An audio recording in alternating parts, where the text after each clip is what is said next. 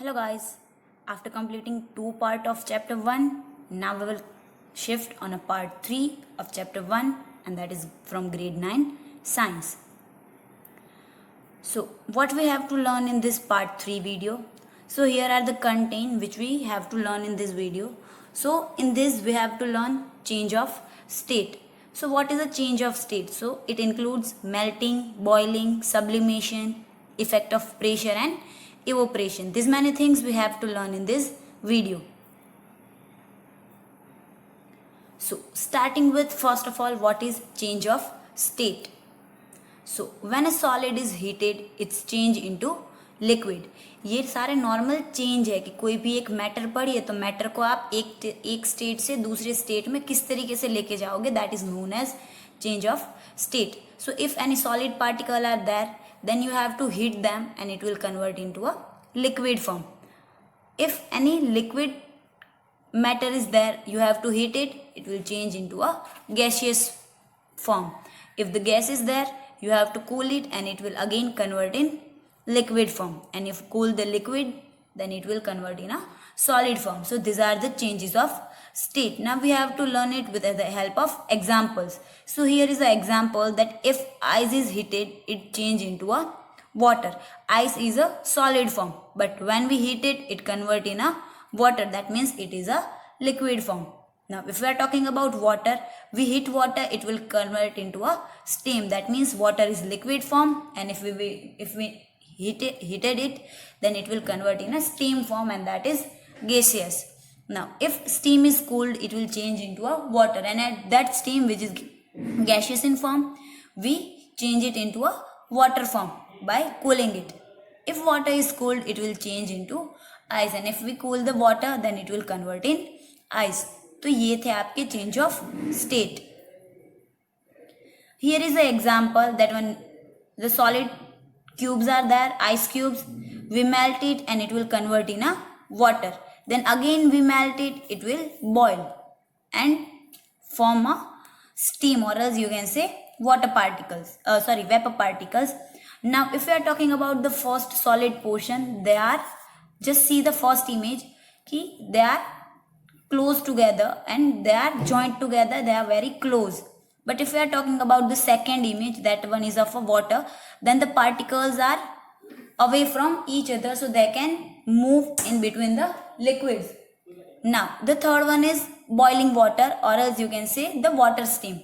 In that, particles are two apart from each other and they can move accordingly, and gas absorb most of the space in any of the container. Then so these are the figure of change of state in matter. Now we have to learn the processes in them. So first one is melting, or else you can say first one is fusion. So what is that? When a solid is heated, the particles being to vibrate with greater speed and being to move more freely.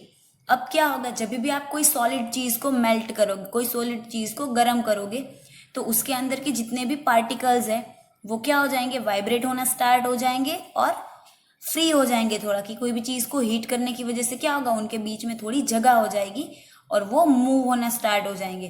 Then at a particular temperature the solid melts and change into a liquid. और एक particular temperature आएगा कि उस temperature में वो solid में से क्या हो जाएंगे, लिक्विड के अंदर चेंज हो जाएंगे. The process of melting is also known as fusion. और ये जो मेल्टिंग की प्रोसेस है, the conversation from solid to liquid, this process is also known as fusion, और else you can say melting.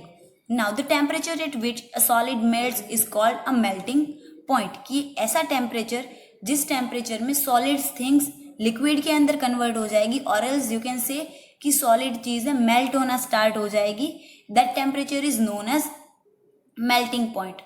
अगर आप आइस की बात कर लो तो the melting point of ice is 0 degree Celsius, और else you can say 273 degree Kelvin if you are talking in a form of Kelvins. तो ये थी मेल्टिंग के बारे में बात. Then melting means you have to convert solid things from solid into a liquid with the help of melting. Now what is a latent heat of fusion, कि अगर आपने ये जो फ्यूजन की प्रोसेस बोली, दैट मीन्स मेल्टिंग की process, कि एक पर्टिकुलर टेम्परेचर पे आके सॉलिड चीजें लिक्विड में कन्वर्ट हो जाएगी, तो ये फ्यूजन हुआ. तो what is a latent heat of fusion? So the amount of heat energy required to change 1 kg of a solid into a liquid at a atmospheric pressure is melting point is known as latent heat of fusion. अब latent heat of fusion क्या है, कि अगर आप कोई भी 1 kg solid को liquid के अंदर कन्वर्ट करोगे, 1 kg सॉलिड को लिक्विड के अंदर कन्वर्ट करोगे, तो आपको जितनी भी एनर्जी की रिक्वायरमेंट होगी, that energy is known as latent heat of fusion. समझ में आया? आपको सॉलिड में से लिक्विड में कन्वर्ट करना है, पर एक पर्टिकुलर अमाउंट में, और वो अमाउंट कितना है? 1 kg का. That 1 kg amount of solid change into a liquid form and it requires proper amount of heat and that melting point is known as latent heat of fusion. यहाँ पे मैंने आपको एक इमेज दिखाई है, बीकर के अंदर आपने आइस क्यूब्स डाले, तो ये आइस क्यूब्स कौन से पर्टिकुलर टेम्परेचर पे आके कन्वर्ट होना स्टार्ट होंगे, तो जब इसका टेम्परेचर उसके नॉर्मल टेम्परेचर पे 0 डिग्री सेल्सियस पे आ जाएगा, तो वो क्या हो जाएगा कि 0 डिग्री पे क्या होगा, वाटर से आइस बन जाती है. बट आइस में से वाटर क्या होगा कि वो normal degree temperature room temperature पे आएगा, तो रूम टेम्परेचर पे आते ही वो क्या हो जाएगा, आइस में से वाटर में कन्वर्ट हो जाएगा. So that is a latent heat of fusion. Now the second point and that is boiling. That what is boiling? So when a liquid is heated, its particle begin to move even faster. कि अब क्या होगा? Now we are talking about boiling. In a process of boiling, we have to talk about liquids. In melting, we have to talk about solid. In boiling, we have to talk about liquid. So when a liquid is heated, its particle begin to move more faster. कि जब आप liquid की बात करोगे, liquid को heat दोगे, तो already उसके बीच में जगह तो थी ही. अब उसको हीट मिलने की वजह से क्या होगा, उनके बीच में जो जगह है उसके अंदर पार्टिकल्स ज्यादा फास्टली भागना स्टार्ट कर देंगे. Then at a particular temperature the liquids begins to boil and change its to a gas. और एक पर्टिकुलर टेम्परेचर आएगा जिस टेम्परेचर में लिक्विड में से वो सारी चीजें क्या हो जाएगी, गैस में कन्वर्ट हो जाएगी, और else you can say it will convert from gas to vapour forms. Now boiling is a bulk phenomena. When a liquid boils, the bulk of the liquid change into a vapor. If you are talking about the boiling, you can do a process of boiling in a so large in a bulk formula. So when liquids boil, it will convert in a form of water vapors, or else you can say steam. So the temperature at which liquids start boiling is known as boiling point, same as melting point. Melting point क्या था? The temperature at which solids start melting, it is known as melting point. और boiling का भी same है. The temperature at which liquids start boiling is known as boiling point. अब if we are talking about water, then the boiling point of water is 100 degree Celsius, because we know that we boil water at the 100 degree Celsius. At that point they'll convert into a gaseous form. So this one is in a Celsius form. If you are talking about in a Kelvin form, then you have to add 273 in any of the temperature, and that temperature will convert from Celsius to Kelvin. So Kelvin, Celsius is 100 degree Celsius boiling point, and if we are talking about the Kelvin boiling point, so that one is 373. Now what is a latent heat of vaporization? आगे हमने पढ़ा था latent heat of fusion or else latent heat of melting, कि भाई 1 kg solid को कितनी energy की requirement होगी गैस में कन्वर्ट होने के लिए, वो हो गया latent heat of melting. अब हम पढ़ेंगे latent heat of fusion. तो ये latent heat of fusion क्या है? तो same as the amount of heat energy requires to change 1 kg of a liquid into a gas at atmospheric pressure, its temperature is known as, at the boiling point is known as latent heat of vaporization. कि same amount 1 kg का liquid, 1 kg के liquid को gas में convert होने के लिए जितनी भी एनर्जी की रिक्वायरमेंट होगी, और वो जिस टेम्परेचर पे, जिस बॉइलिंग पॉइंट पे कन्वर्ट होगा, that boiling point is known as latent heat of vaporisation. Here I'll show you image. You have to put beaker which is contained from water, and you have to put it on a Bunsen burner. At a time of particular temperature, it will start boiling, and so many bubbles are formed in them, and after that these bubbles will evaporate in a form of vapor. So you can see the difference in both the image. In first image there is no such bubbles in them, but after boiling and after boil at a particular temperature it will convert into a vapor form, and you can also see the amount of water will get little more down. So this one is the latent heat of latent heat of vaporization. Then now what is the effect of temperature on a molecular motion? Ki you have particles in the matter, so how temperature affects on that molecule's motion. So if we are talking about heat, then heat plays a major role in a motion, or else you can say heat plays a major role in movement. When any substance get heat, they have space in between them, and in that space the molecules can easily move. If we are talking about the first image, then the first image is of a solid. First one is cold solid, and after the second one is a hot things. That means you have to heat the first heat the solid portion, and after getting heat they have space in between them and they can easily move. You can easily identify the first yellow balls are tightly packed, but the second yellow balls after getting heat they have more space in between them and they can easily move in between the space. At the same like liquid one, that one is a green in color. First, when the liquid is in a cold position, the space in between the molecules are too less, but after getting the high energy, or else you can say after getting the heat, the molecules have more space in between them and they can move easily. So these are the effect of temperature which is on a liquid. So now we will talk about the third process, and that is sublimation. So what is sublimation? Here you can see one image. So what is that? Now we move on theory. So the change of state directly from solid to gas or from gas to solid is known as sublimation. That means there is no intermediate between solid and gas. पहले क्या होता था, solid में से liquid में convert करते थे और फिर लिक्विड में से गैस में कन्वर्ट करते थे. इसमें क्या है, will directly shift from solid to gas और else gas from solid. This process is known as sublimation. Now here we are taking an example that, for example, if solid camphor or else you can say ammonium chloride is heated, it change into a vapor. If the vapor are cooled, it will again change in a solid. Here I mention a one diagram. Bunsen burner is there, and then China dish and a plate is there. In that we add ammonium chloride. Now what is the process? After getting heat, the ammonium chloride which is in a solid form, it will be directly converted in a gaseous form, or else you can say the solid ammonium chloride, it change in a ammonium chloride vapor. So vapor form, that means is in a gas form. So this one is a process by which the solid substance will directly convert into a gaseous one. So this one is a sublimation process. Now the next one is effect of pressure on gas. So what is this?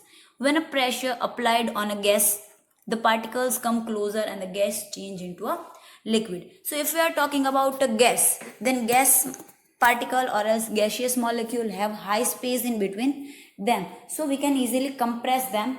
So what is process which is done by compression? So molecules have between so many space in between them. When we apply pressure or else when we push them, the in between space of matter will be tightly packed, and that all molecules are close together, and the volume of the molecule or the volume of that sample is down. So we can liquefy gas by applying pressure and reducing the temperature. Now how we have to do? We have to apply pressure and also reduce the temperature. को जब आप pressure बढ़ाते हो तो temperature क्या हो जाता है, ऑटोमेटिकली कम हो जाता है. ये वाइसा वर्सा रेशियो है कि एक दूसरे के इनवर्स है. एक की वैल्यू इंक्रीज होगी, दूसरे की वैल्यू क्या हो जाएगी, डाउन हो जाएगी. Now the compressed solid carbon dioxide is called dry ice. कि ये जो कंप्रेस हुआ सॉलिड मिला आपको, तो वो क्या हो गया, आपका ड्राई आइस हो गया. कि ऑलरेडी आपके जो पार्टिकल्स थे उन्होंने उसको आपने कंप्रेस कर दिया. आपकी जो वाटर वेपर थी जो गैशियस फॉर्म में थी, उनको डायरेक्टली आपने कंप्रेस करके क्या कर दिया, सॉलिड फॉर्म के अंदर कन्वर्ट कर दिया. So that one is known as dry ice. Now if the pressure is reduced, it change directly to gas without coming in a liquid state. अब हमने क्या किया था कि गैस को डायरेक्टली प्रेशर देके उसको क्या किया कि सॉलिड के अंदर कन्वर्ट कर दिया, ड्राई आइस के अंदर। अब इसी ड्राई आइस को वापस से आप हीट दोगे, उसमें से प्रेशर ले लोगे और उसका टेम्परेचर ज्यादा कर दोगे, तो ये क्या हो जाएगा, सॉलिड में से डायरेक्टली ये जो ड्राई आइस है वो डायरेक्टली वेपर के अंदर कन्वर्ट हो जाएगा, वाटर फॉर्म बीच में आएगा नहीं। So solid carbon dioxide is known as dry cell. तो अगर अब आपको समझ में आ गया कि जो सॉलिड फॉर्म का कार्बन डाइऑक्साइड है it is known as dry ice. Then now here I taking a example, हमारे घर पे जो गैस सिलेंडर आता है, आप सबने देखा है ये गैस सिलेंडर। तो इस गैस सिलेंडर में क्या होता है, the butane is in them, but there is also butane is also gas. So in this butane intermediate space is too high, so what we have to do that we have to compress this gas। ये you can see gas के बाजू में जो दो image दी है मैंने आपको पहले, बहुत ही ज्यादा अमाउंट में डॉट डॉट एक दूसरे से दूर दिख रहा है, दैट मीन्स कि वो गैशियस फॉर्म है। अब आप क्या करोगे, उसको ऊपर से हमने प्रेशर दिया, तो हमने इतना प्रेशराइज किया कि वो सारी चीजें क्या हो गई, एक दूसरे के बाजू बाजू में आ गई और वो कम अमाउंट में वो पूरा लिक्विड आ गया। सो ये था गैशियस फॉर्म कि भाई गैस के ऊपर आप बहुत सारा प्रेशर देके उसको कम कम जगह में भी स्टोर कर सकते हो। ये चीजें लिक्विड में भी हो सकती है, बट लिक्विड में बहुत कम अमाउंट में होगा, because liquid particles have not that much space compare to gas in between them, so that's why they can compress less to compare gas. Then now the fifth point is interconversion of 3 state of matter, कि अब हमने तीनों matters पढ़ ली, 3 state पढ़ लिया, that is solid, liquid and gas. So if there is any interconversion between this 3 state that we have to learn. So the 3 state of matter are inconvertible, कि ये जितने भी स्टेट है they are interconvertible, they can convert from one form to another form.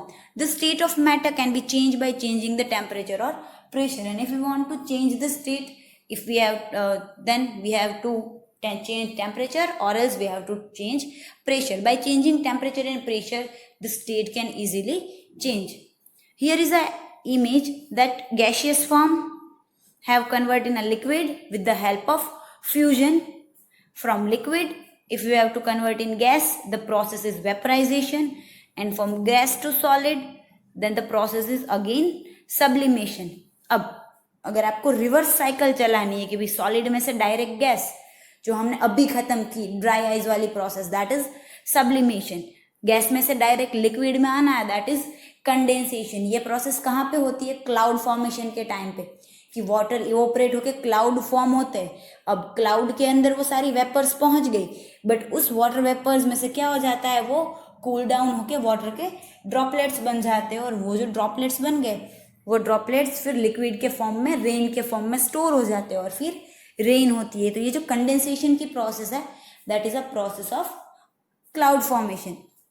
And then liquid to solid that is sublimation, solidification, के भी solid में से liquid में से आपको सॉलिड बनाना है, दैट मीन्स कि अगर आपको वाटर में से आइस बनाना है you have to solidify that liquid.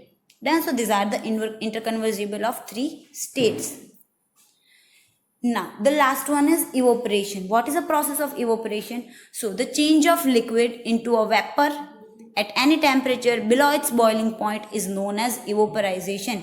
मतलब कि लिक्विड को वेपर में कन्वर्ट करना, देन कि कोई भी लिक्विड चीज को वेपर के अंदर कन्वर्ट कर देना, that is a process of evaporisation. But condition क्या है कि उसके बॉइलिंग पॉइंट पर पहुंचने से पहले कि जो लिक्विड है उस लिक्विड को आपने वेपर में कन्वर्ट किया, बट कब कन्वर्ट हो जाएगा कि वो उसके बॉइलिंग पॉइंट तक नहीं पहुंचना चाहिए। जैसे हम बात करते हैं वाटर का एग्जांपल देके समझाती हूँ कि वाटर का बॉइलिंग पॉइंट कितना है, 100 डिग्री सेल्सियस।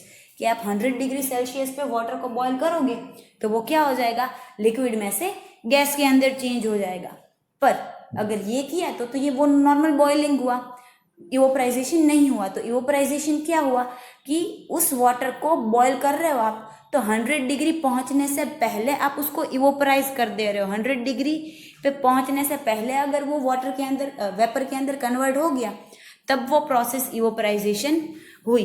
देन समझ में आया कि बॉइलिंग पॉइंट तक नहीं पहुंचने देना है, बॉइलिंग पॉइंट से पहले ही वो चीज़ें लिक्विड में से गैस के अंदर कन्वर्ट हो जानी चाहिए, तो वो क्या हुआ, इवोपराइजेशन हुआ।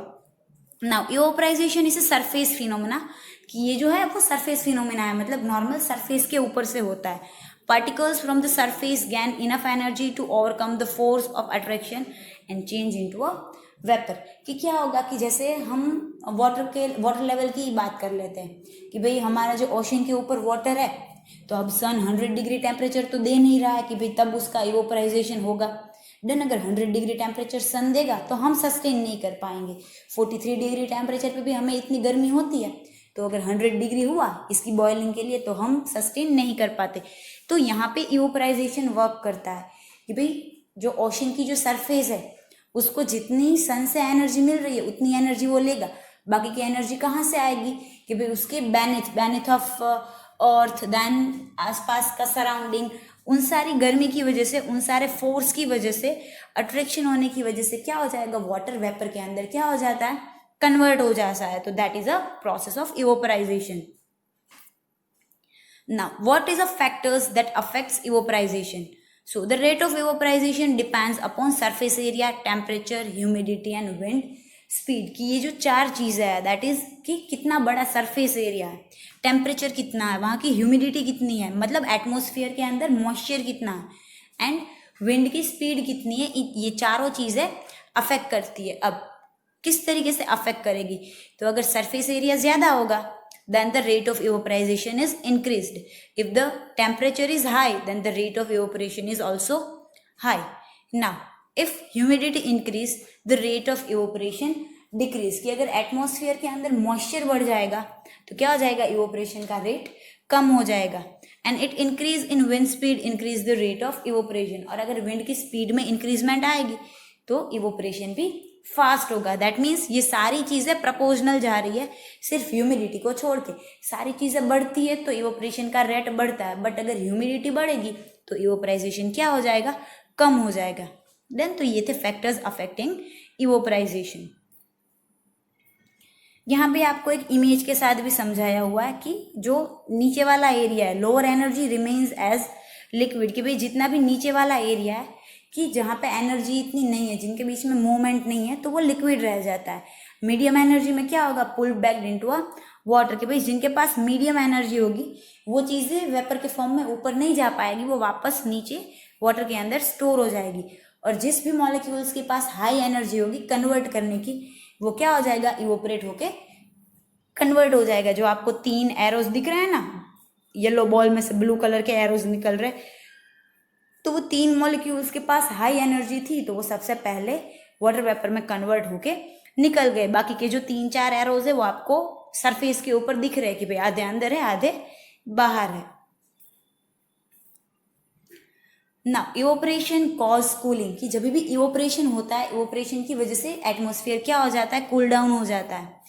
Here is the explanation that when a liquid evaporates, the particle of a solid absorb heat from surrounding and evaporates, so the surrounding atmosphere becomes cool down। कि क्या होगा कि जब भी इवोपरेशन होता है तो इवोपरेशन किस तरीके से होता है कि आजू बाजू के एटमॉस्फेयर की हीट को वो क्या कर लेता है, एब्जॉर्ब कर लेता है और वो खुद इवोपरेट हो जाता है। तो क्या होगा कि इवोपरेशन के टाइम पे आजू बाजू की सारी हीट एब्जॉर्ब हो गई, इसीलिए आजू बाजू में से हीट निकल गई और पास का सराउंडिंग क्या हो गया, कूल डाउन हो गया।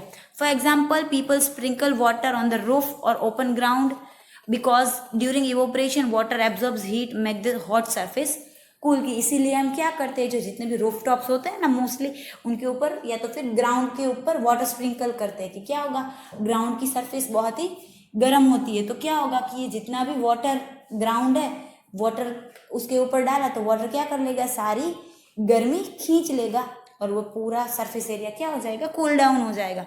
During summer we sweat more because during evaporation the sweats absorb heat from our body and making the body cool. और अभी नॉर्मली समर के टाइम पे जो कंडीशन हो रही है कि गर्मी की वजह से क्या होता है, हमारी बॉडी में से स्वेट निकलता है। अब ये स्वेट निकलने की वजह से क्या होगा कि बॉडी के अंदर जितनी भी गर्मी है वो सारी गर्मी क्या हो जाएगी, बाहर निकल जाएगी। और आपकी बॉडी की गर्मी निकल गई तो आपकी बॉडी को क्या होगा, थोड़ा कूलिंग इफेक्ट महसूस होगी।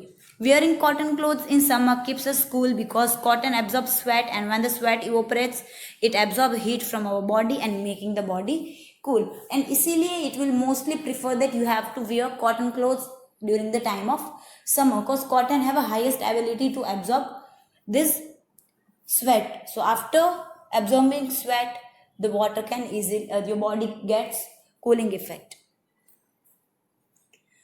Now how evaporate cooling works, कि किस तरीके से ये वर्क करता है कि कोई एक चीज़ है, जैसे हम एसी वगैरह की बात कर लेते, कूलर वगैरह की, तो अंदर की चीज़ें जो है कि क्या होगा कि बाहर से वो warm air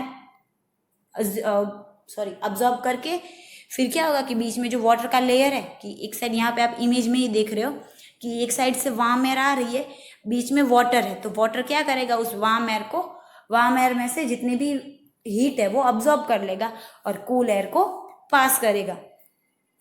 here is again one example and that one is a desert cooler, कि ये किस तरीके से वर्क करता है कि रेड एरोज जो है वो आपकी वार्म एयर है, तो वार्म एयर अंदर आई, जैसे ही वार्म एयर अंदर आएगी तो वो जो फिल्टर है वो कूलिंग फिल्टर है, तो ये वार्म एयर वो कूलिंग फिल्टर्स के थ्रू क्या होगा कि ये वार्म एयर इस फिल्टर के अंदर आएगी, तो ये फिल्टर के अंदर जितनी भी कूलनेस होगी वो इस वार्म एयर को क्या करेगी, कूल डाउन करेगी, और जैसे ही वो कूल डाउन हो जाएगी वाटर वेपर्स वो क्या हो जाएगी, वाटर के अंदर कन्वर्ट हो जाएगी, और वो वाटर के ड्रॉपलेट्स जो आपको नीचे उतरते दिख रहे हैं तो वो नीचे वाटर टैंक में क्या हो जाएगा, वाटर इकट्ठा हो जाएगा. अब वाटर इकट्ठा हो जाएगा, वहाँ से क्या होगा, पंप रखा है उन्होंने कि भाई वहाँ से वो वाटर क्या हो जाएगा, वापस ऊपर जाएगा. अब जैसे ही ये ठंडा वाटर जो कूल वाटर है वो ऊपर की डायरेक्शन में जाएगा, वहाँ पे उन्होंने एक फैन रखा हुआ है, तो बीच वहाँ से इस फैन की वजह से वो जो कूल वाटर है उसमें से ठंडी हवा निकल के फिर वो कूल वाटर वर्क करेगा और ठंडी हवा उनको मिल सकती है. तो इस तरीके से डेजर्ट के अंदर कूलर्स वर्क करते हैं. Then guys, here our chapter number 1 is completed in a 3 different video. So just prefer the video and stay safe at your home and start learning.